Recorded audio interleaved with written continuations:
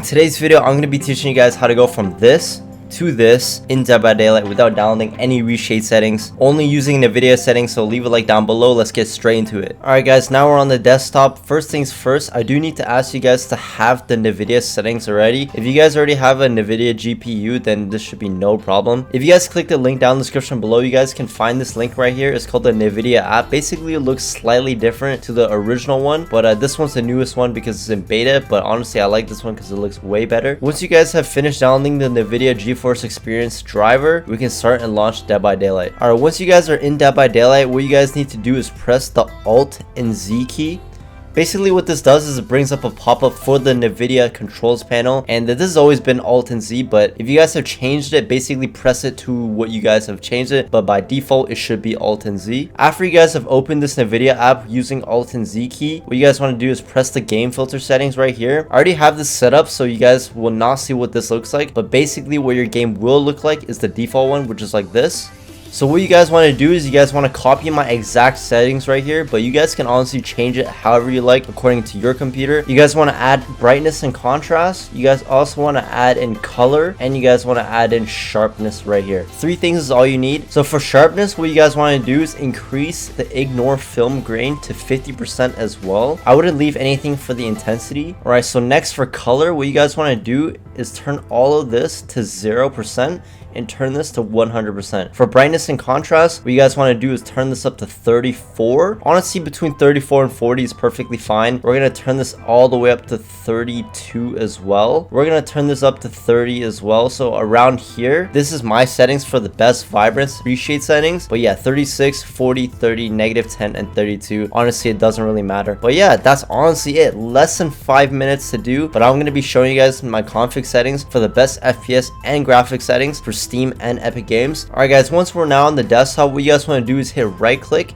hit show more options, and hit Nvidia control panel. If this option isn't showing up for you guys, what you guys want to do is search up here on Cortana control panel. Basically it's going to show up here Nvidia control panel. If that doesn't show up too, you guys can hit right click here. You'll see the Nvidia control app and right click, and then you'll be able to find it right there. If you hit the other option, it'll take you to the app that we tried to download at the start of this video. Once this thing pops up, what you guys want to do is you want to go to adjust desktop color settings. Once you're over here, what you guys want to do is copy my exact settings: brightness to 50%, contrast to 80%, and gamma only leave it at 1. Honestly, this should be standard, but if these are altered for you guys want to make sure to use these exact settings. These will honestly just make your desktop in general more vibrant with more gamma and more contrast, not just Dead by Daylight or any other games you play. Once you've closed out Nvidia control panel, what you guys want to do is bring out Steam. It is on my other monitor. So what you guys want to do is right click Dead by Daylight, hit properties. Basically what this does is it allows you to play on DX12. You're going to use all your cores from your CPU. You're going to prioritize this game on high, and you're going to make sure that this game is on full screen. You want to copy this exact thing. I'm going to leave it down in the description below so you guys can copy it with no errors. Once you guys have finished everything and you guys have pasted it into your Dead by Daylight property settings on Steam, what you guys want to do is hit Windows R key on your keyboard. It's going to bring up the Windows Run key. You want to type %appdata%. Let's type it in together. Appdata%. Hit OK.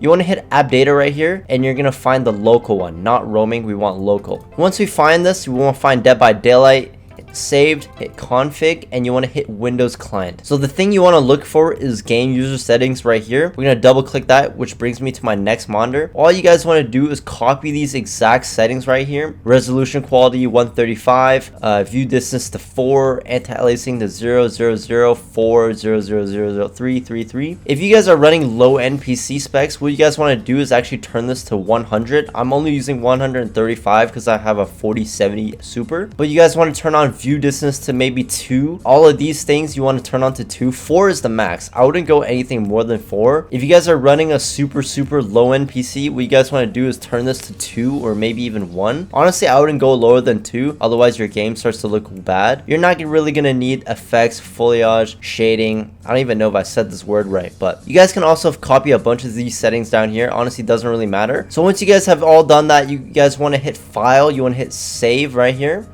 and you guys want to close out of this. I already saved it, so it's basically going to make me save it again. But if you guys have edited it, you guys should be able to hit save without that pop-up. Let's close it. And one thing you guys want to do is hit right click, hit show more properties, hit properties, and you want to make sure that this is read only. checked, enabled. If it's not, click it, hit apply, hit OK. Basically what this allows you to do is that it permanently makes your settings like this. So if you guys change your settings next time when you launch up the game and you close it, it'll always revert back to this. So if you guys want to change your settings, make sure to right click again, hit properties, hit uncheck this, hit apply, okay. Let's say I'm going to do my settings right here, I'm changing this to 1, whatever, hit save, and you want to make sure you want to bring it back to read only.